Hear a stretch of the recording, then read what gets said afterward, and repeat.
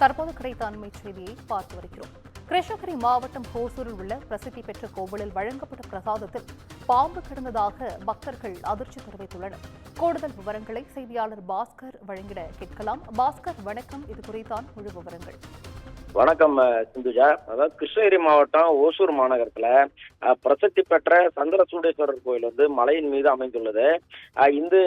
இந்த கோயிலானது இந்து அறநிலையத்துறையின் கீழ், அதாவது இந்த மாவட்டத்திலேயே தங்கத்தேர் அமைந்துள்ள கோவிலாக உள்ளது. இந்த கோவில் வந்து சுமார் தினந்தோறும் நூற்றுக்கணக்கான பக்தர்கள் வந்து வழிபட்டு செல்கின்றனர்.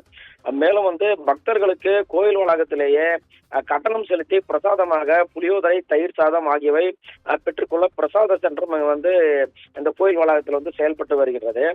இந்த சூழ்நிலை பார்த்தீங்கன்னா இதுல வந்து கர்நாடக மாநிலம் பெங்களூரை சேர்ந்த மதனிகா என்ற பக்தர் வந்து பிரசாதம் வாங்கிய போது புளி சாதத்தில் வால் போல காணப்பட்டதால் பின்னர் முழுமையாக அதை எடுத்து பார்த்த பொழுது விஷத்தன்மை கொண்ட பாம்பு குட்டி இறந்து கிடந்ததை கண்டு அதிர்ச்சி அடைந்துள்ளார்.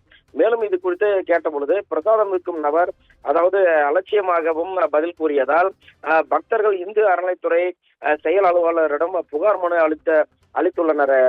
சிந்துஜா, இது குறித்து மேலும் விசாரணை தொடர்ந்து நடைபெற்று வருகிறது. சிந்துஜா,